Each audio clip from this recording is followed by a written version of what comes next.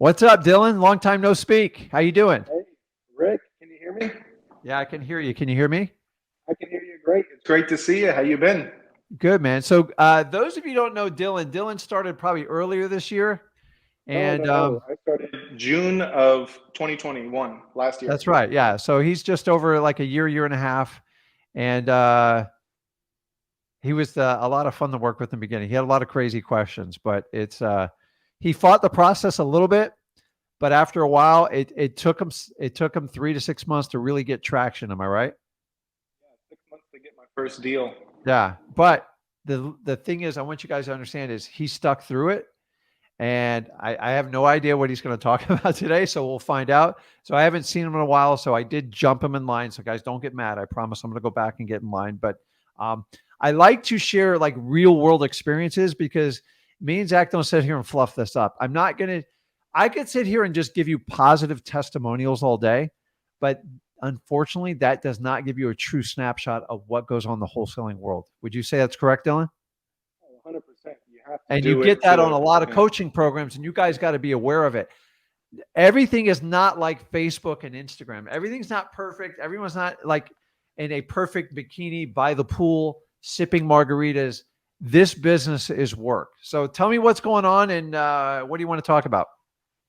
I'd agree with everything that you said. I always want to start off every time I get a chance to talk to you, to just thank you again for all the help that you've given me throughout my journey. I really don't know if I would be able to have made it to where I'm at without the help of you and Zach and a lot of others, but certainly you and Zach are up there. So yeah, but I'm doing well, wholesaling here like I have been full time. We had our biggest month in November. We did, or in October, we did 100,000 in the month Wow, of October. Yeah, dude. in revenue. Yeah, so he's just like a year and a half. And the thing is, I just want you to understand, like he went through the journey. And me and Zach's whole job is number one, let you guys know wholesaling's for real. And number two is give you an authentic picture of how much work it takes to get started in it. And that's where me and Zach do it differently. Most coaches are going to overhype you that I'm going to solve all your problems. I'm going to give you the roadmap and it's going to be fun and you're going to be wildly successful. And I want that for everyone. But the truth is, at a 95% failure ratio, we've got to find a way to make this much easier for you. So we've reverse engineered it. Number one, we make it free so you don't have any more obstacles. Number two, you can actually start out by making a profit instead of paying me as a coach. And then if you want to reinvest some of those funds in your marketing as you get a few deals. And third and finally is you get a true snapshot of like how this business is created, because almost every like wholesaling group I'm part of, stuff like that, all you hear is like the perfect now. Like, everybody's posting $50,000 checks. And then like Dylan's like, the hell am I doing wrong, man? I'm getting my butt kicked over here. People are hanging up on me. People are terminating deals. And I don't even know why I'm doing this business. And so if we can help you just get past that to your first deal, and then if you want to commit to get to your first 100 grand like he did in 1 month, then you have options to do whatever you want. So like Dylan, I hope you outgrow us and eventually you will, but I'm going to have a program coming up here for you, which you're going to love. And by the way, it doesn't cost you a dime. It's more of a partnership type of deal. And I'm testing it all over the country right now. I've got some wild success stories and I'm waiting to get all the information by the end of this month to share with you. But that's it. Most of the time, I'm just kicking you guys in the butt saying, hey, here's what you need to do. You're on the right path. Just because you're struggling now doesn't mean you're going to struggle forever, and you need to get through it. And that's the problem. A lot of times when you guys paid 5 or 10 grand for a program, it feels really good when you do it. And then you go, oh my God, this is a lot more work. He did, or she didn't tell me about this. I'm not sure I'm right for this. And the other thing is, most coaches, here's the truth. This is going to be painful. They're not going to tell you the truth. Meaning, if you're struggling and you're thinking about quitting, if you don't pay me a dime, I can be actually tough on you. So I look at it like when I told Zach, I go, hey, it's tough. Hey, here's the deal. I know you made 2,000 phone calls this week. You don't have a deal to show for it. You're going to have to double down and make it happen. And if any of you have kids, like when they get of age, you're better off having the hard conversations with them when they're young to figure out life, or you can cream puff them all the way till college. When they get out to college, that's when they're going to live in your basement for the next 15 years because you didn't prepare them for life. So I love this business because Dylan has all the options in front of him. And now Dylan has enough information. He has enough income to decide how far he wants to push and scale this business. I've always told you guys up front, and I'm going to warn Dylan about this. Be careful about people that tell you they can scale this to 10, $12 million, because that starts to become like fantasy island stuff. And I'm just telling you, there is a huge price to do that. I'm not against it. I've done it, but I got in this business for freedom of my time. And you got to be careful because this business is local and you can only do so many markets. And that's the part you guys have got to understand. And that's once you have an education level, now Dylan can go, if someone goes, well, I do 15 deals a month. I go, really? 15 deals? What's your average margin? What do you pay for marketing? And you can start digging in and find out if they're for real or not. And the biggest thing I tell you guys, just be careful. I've taken $100,000 coaching programs. I'm like, I can't believe I paid that. This guy or this gal really didn't deliver. And there's no limit. If they take $97, $27, or $100,000 from you, you eventually have to have the tools to succeed. They have to give you the experience to do it. So without further ado, I'm just giving you, I love Dylan because you fought through it, and I don't take credit for your success. You did it. And if you didn't fight through it, you wouldn't be here talking to me now. And I'm just trying to inspire everybody watching this stuff, man, because I love when people get through the fight, because that's what reinvigorates me to it. And Dylan, do I call you up and go, hey, I need a testimonial? I don't put you on like the front page and go, look at the checks me and Dylan are cashing. Dylan cashes the checks. Dylan did the work. And I love what he did. And by the way, he's in the Florida market. And if any of you guys are doing the Florida market, you know it's challenging, just like California and New York. And he started out brand new in this market. So I'm going to shut up and let you take the mic. So what's going on, and is there anything I can help you out with? I probably can't at this point. No, 100%, absolutely. You've never asked me for any kind of testimony or anything, but I would leap over fire to give you one. I really just have so much appreciation from my side for all the help that you had given me. And from a mindset standpoint, just when I was early on, I definitely did not have the right expectations getting into this business, thinking like, okay, 1 month in, I haven't gotten my first deal. I'm terrible at this. What the heck am I doing wrong? When really I didn't know the proper expectations of how many people you actually need to get a hold of and how long it takes to build a pipeline and all the work that goes into it in order to have a chance at even getting a deal. My expectations were totally off. And then I started to have like a negative perception of myself, thinking that I was not competent. And it was through conversations with you and Zach to have that real honest conversation to be like, listen, you are just straight up not doing enough. You are not putting yourself in front of enough people. You are not having enough conversations. You're not getting in front of the right types of leads. And to have that really honest, just raw advice was incredibly helpful. Yeah. So would you say quantity is a big part when you get started in this business? You have to have a lot of quantity to even have the slightest bit of success, right? I think in any stage of this business, it's still, you got to be talking to a lot of people. Yep. As I've grown, I've definitely learned that there are better leads to go after and there are worse types of leads to go after. And a lot of it's from watching your program. And so I'd rather double down on those leads that when you start to see like, hey, the last couple of deals I've gotten, they've all been, from a lot of the lead sources that Rick and Zach talk about. You're like, okay, so, if I'm having success in that, let me double down on that and let me do everything I can to talk to as many of those types of leads as possible. It's awesome. So guys, he's doing it. So what are you working on now? And like, what do you see going on in the market? Oh man, well, it's definitely, selling deals obviously is more challenging. We're having to spend twice as much of our time on dispositions to make half the amount of money.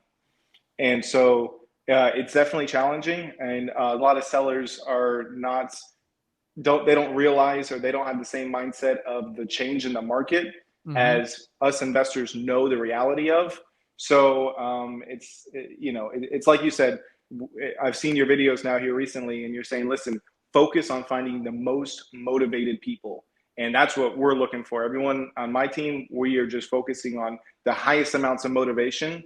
and doubling down and how can we get in front of as many people of those, the tire kickers, even the people that are having interest to sell, but their property's all fixed up, they're in good shape, you know, they could list with a realtor. If it's someone that even probably could list with a realtor, the likelihood that that's going to be someone who's going to be a good fit for what we're doing is much less now. We're looking for people that are in signs of distress that we can really go in there and add value. Yeah. So it's, we actually just signed 2 contracts this morning, one in Spring Hill and one in St. Petersburg. And so that was really cool. But keep in mind, you're learning during a time where the market's really down. And if you can learn to be successful in this market, boy, it's a fun ride for like when going up. So it's, unfortunately, you started like right at the peak when it was just dropping off. And it's just like, so you've been through like the emotional roller coaster of like a market change. And it's actually going to serve you better in the long run. I guarantee you, because when I started, I went through the same thing. I thought I could do no wrong. And then I was I was struggling to sell anything. And I finally just revamped how I did it. I go, we're only going to deal with the most motivated people. So semi-motivated people, you went in the follow-up until you got highly motivated, because I can't get a great deal from you to attract the cash buyer, because I got to beat everybody else's prices.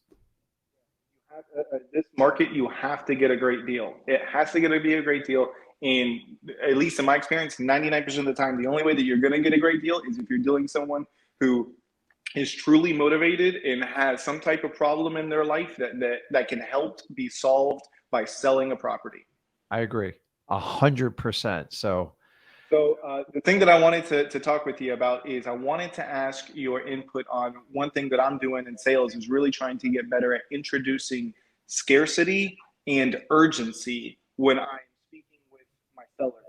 And I wanted to ask, what is it that you do in your conversations to share with them, hey, not only is this an offer, but there is a reason why it would be a good idea to accept it sooner rather than later, because it may not be here later. How do you introduce, I'm trying to figure that out, because right now I feel like a lot of the sellers that I talk to are like, well, I could take Dylan's offer now, or I could call him in 15 days. I could call him in 30 days and take the offer then, and I'm trying to get better at introducing that scarcity and urgency. So number one, just make sure you do the upfront agreement. It doesn't work 100% of the time, but it will eliminate most of your tire kickers right off the bat, the ones that don't want to make a decision. If you can snuff it out up front, because you don't make offers to people that aren't ready to sell their house, it's a waste of time. You're actually giving them key pieces of information they can leverage to make their deal better down the road. And if they want to do that, it's great, but they need to see a realtor, not me, to do that. So number one, the upfront agreement. Number two,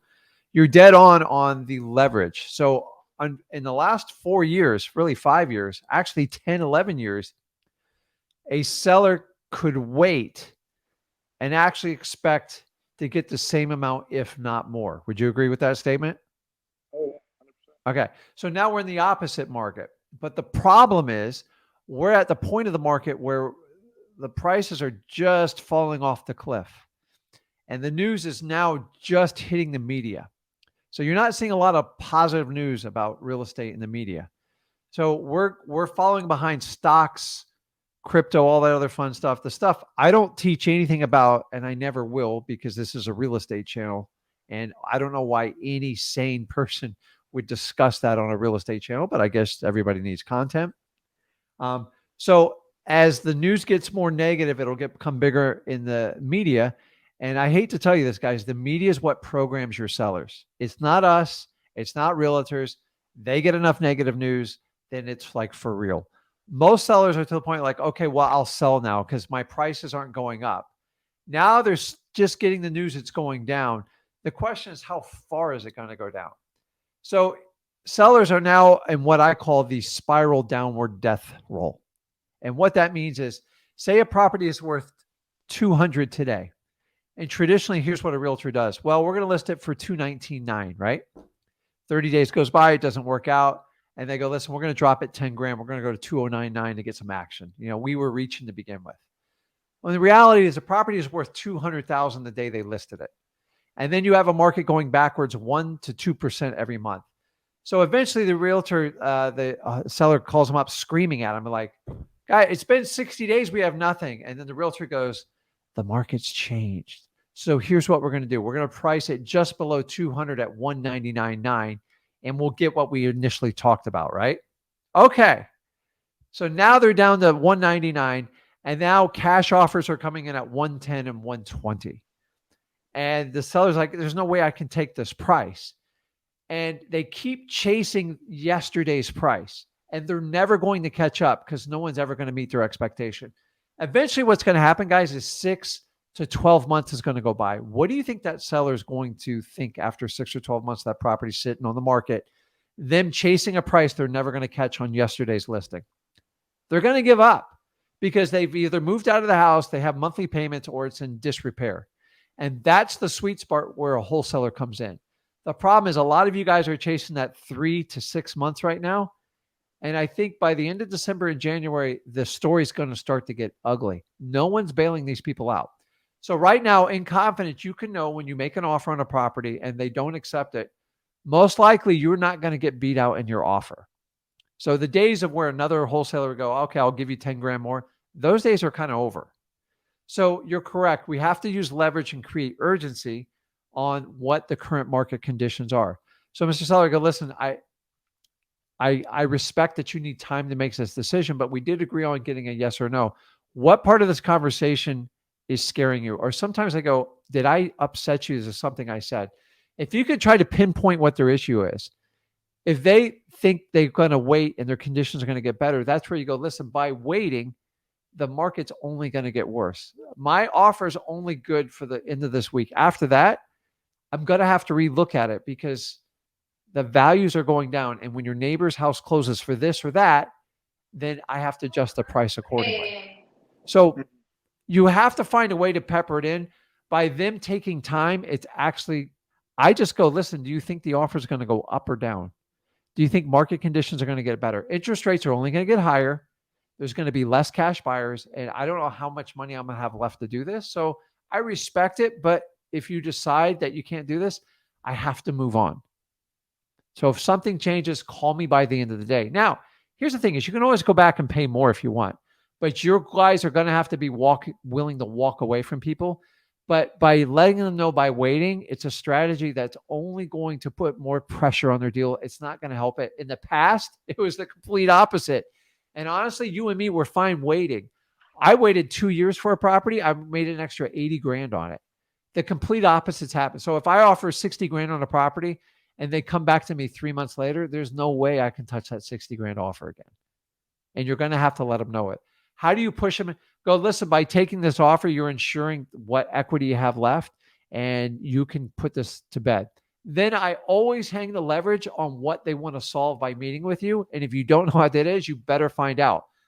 Most people sell a problem property because they just want it done and they want certainty and have it done.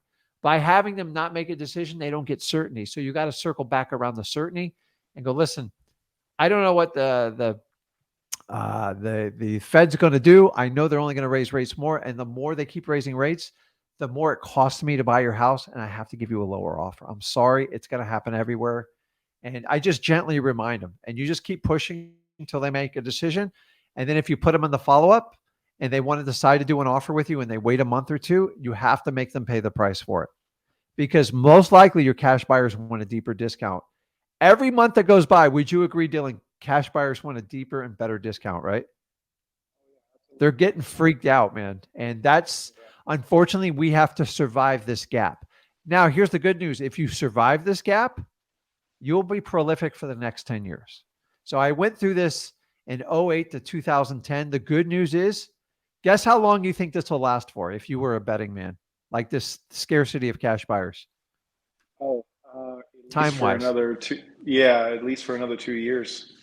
So you're looking at 12 to 24 months, somewhere in there. You guarantee. So the next 12 months is definitely going to be like this. And then what happens is once those rock bottom prices hit and interest rates start going down and activity levels increase, it's going to take a while to eat that inventory up. And then you'll start getting some appreciation back in prices. And there, all of a sudden, the cash buyers are going to come out of the woodworks. And then you're going to get back to a more normal market. So right now, we are 100% in a buyer's market. and it's going to be that way for a while. So you have to survive it. So just use the leverage piece but you can't tell them the bad news. Always use the media. Hey, have you checked the news lately? Like, it's crazy what's going on with real estate. How can people even afford like, you got to understand, for me to finally sell a house, get it fixed up, even borrowing money, it's costing me 8 or 9%. They're like, yeah, I don't know how people do that. So but there is a fine line between leveraging them and scaring the hell out of them. And you can't freak them out too much. So once again, I'm going to play good cop, bad cop. I'm going to blame the media because the media oversells everything. And then what do people watch every night? You know how much news people watch on average? It's like 3 to 4 hours a day. 20 minutes here, 20 minutes there, on your iPhone, on your iPad, whatever it is. It's crazy. So just use the leverage and understand it, and just have a conversation with them. Go, oh, if you don't sell it to me, you're going to get a lower price. I simply say, listen, by you waiting, the problem's only going to be exacerbated. And if you wait too long, you're going to get a lower offer. And God only knows what's going to happen with the house. So I don't know if you guys watch the media. I don't control the Fed. I don't control the U.S. government. All I can do is try to help you sell the house. You said you want to have it sold by the end of this month. I assure you, if you go today, you're going to get the best offer possible today. If we wait anything past today, I cannot assure you what price I'm going to get. And it's only because of the market conditions. And that's it. And you just play around with it. Sometimes it flies, sometimes it doesn't. But don't be the one that rains on their parade. Like, you give me the news, go, have you checked the media? Have you checked CNN lately? They're very negative. And by the way, come January, you're going to see so much negativity in real estate. It's actually going to be a really big lever for you guys.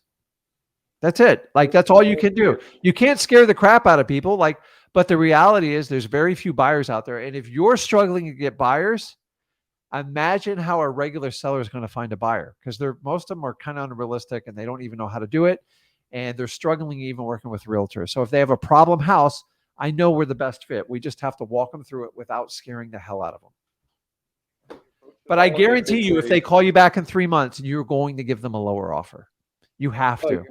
Yeah, even if it's $1,000, just out of principle, you have to do it. So that's good, man. What else going on? Do you change the approach at all if it's a probate property and the person, the PR, wants to move forward, but if they have other family members that are wanting to hold out for more money, do you change that approach in order to overcome that objection? It's really the same pitch. So you have to pitch the person that's in charge. Listen, the only thing waiting does, it just gives you less options.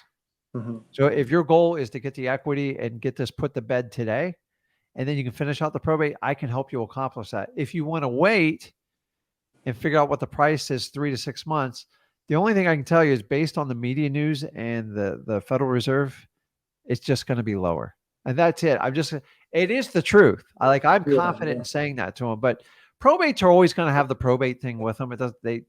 Most probates aren't hypersensitive to the market. They just, either they want to sell it or like they don't, or you got to solve some sort of problem with it. It's the regular people, mostly people on FSBOs.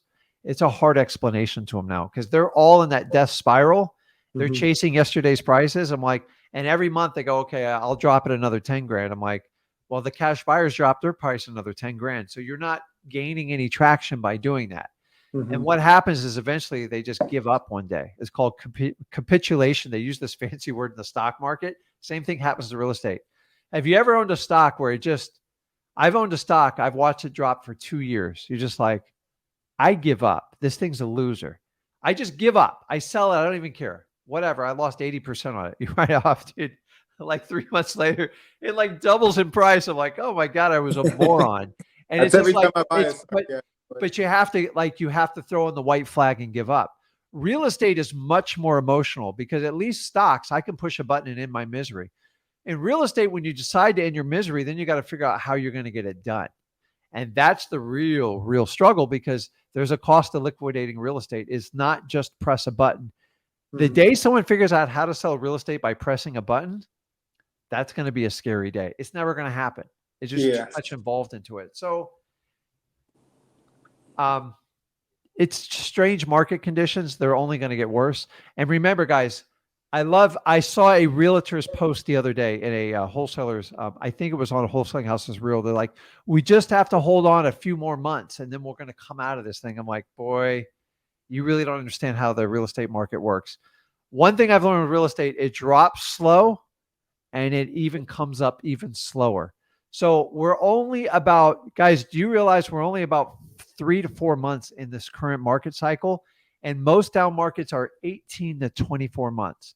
So we're from 12 to 24 months of this stuff. Why? Because that's what historic facts tell us. And I don't think you and me are going to change that. So realtors are telling buyers to hold on. I get giddy about that because they're not going to be able to hold on. I don't want anyone to suffer, but if you got a problem property, you better sell it today because you're going to be like that stock guy. Go, I bought it at 500. It's down to 400. You're better off taking the $100 loss now per stock than waiting it till it goes down to like $100. Same thing. So until sellers decide to throw in the white flag, you are going to have this tenacious fight. I believe this fight's going to go on through summer and next fall. And by then, I think you're going to have a whole different conversation with people. But guys, wholesaling is constantly a moving market. It doesn't matter when you start. Think about this. If somebody was getting ready to stock market, when's the best time to start? It's now, because stocks only go up over time. And if you play in the game long run, you're going to win. If you think you can time the market, you will never, ever win. They did a study and they said, if you ever try to time the market just by being out of the 4 biggest trading days out of a 2 or 3 year cycle, you cut your return down by 70%. Same thing in wholesaling. If you're young, if you're old, just start today. And if you figure it out in these types of market conditions, I know you'll survive. Honestly, if you figure out how to make it when the market conditions are real hot, I'll know you survive. It's going to be hot one day, down one day. The one thing at 53 I've learned, these markets always are moving and you're never going to time it. So you just kind of go with the flow. You have the common sense skills to talk to people now. So now you're at that point and now you just have to, now you're getting experience and now you can walk people down the funnel and you can be more precise with it based on the feedback you get from people. And that's all you do. So you adapt it. When markets are tight like this, you got to be patient and you got to find the most highly motivated people. So you're doing all the right things. And by the way, guys, December is always my best month in wholesaling every year, hands down. Doesn't matter if it's a good market or bad market. Why? Because people like to make decisions at the end of the year, period. End of story. See, I'd always heard that real estate transactions slow down towards the end of the year. So that's really interesting. For real estate agents, we are not real estate agents. So that's really interesting. Yeah. So I love hearing from you, man. So call in anytime you want. So I like to get the people that started out this journey to understand, like, you guys are no different. It's the people that will stick through it and just admit their faults and be accountable, which is what you did. You didn't take it personally, especially when like a 21-year-old kid's telling you what to do. It is shocking. Like, I've had to struggle in my own company. Like, I go, trust me, my son knows more than, I don't care how old you are. Stop looking at people's age. You can learn stuff from a 12-year-old. You can learn stuff from a 5-year-old. Life is about learning. Nobody asks what your age is when you learn something, right? You just go, okay, I learned from that. I can move on. Guys, I take a lot of advice from my son, and it takes a lot for me to do that. But like, he thinks differently than I do. And once you accept it, it's good. But I only take advice from people that are aspiring and like thriving in life. And if you guys take advice from people on the internet that never did wholesaling, you are going to wind up in their exact same shoes. I'm telling you. I think if you can do the work consistently without seeing the fruits of your efforts, without seeing the results, then you'll be successful in wholesaling. If you can't do that, it's just not going to work, because that's what it requires in that first year is an immense amount of work without seeing very, very few results of all your efforts. Yeah. So, well, I'm really happy for you. I think you're well on your journey, and like you're just getting like started. So just make sure whoever you hire or anything going forward, you do your full check on everybody, because guys, I have never ever in my 20 plus going on 21 years, there's more coaches now than I've ever seen in my life. I think there's more coaches than there are wholesalers. How's that? And it doesn't matter from the day you're starting all the way to like making $1 million. Everybody, and I'm not against coaching. Like I've done plenty of it, but the problem is it's very confusing on which ride to get on. And I just want you guys to be educated. If you will take the massive amount of action, get a few deals on your belt, and then you can decide which way you want to go through your business.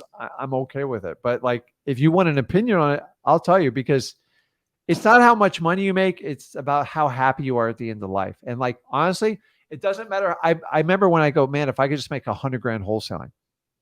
And then I go, man, if I could make 200 grand. And then I remember 500 grand. And then I remember when I netted $1 million. Like, oh God. And it just, dude, it never stops. Even my wife goes, man, your target is like constantly moving.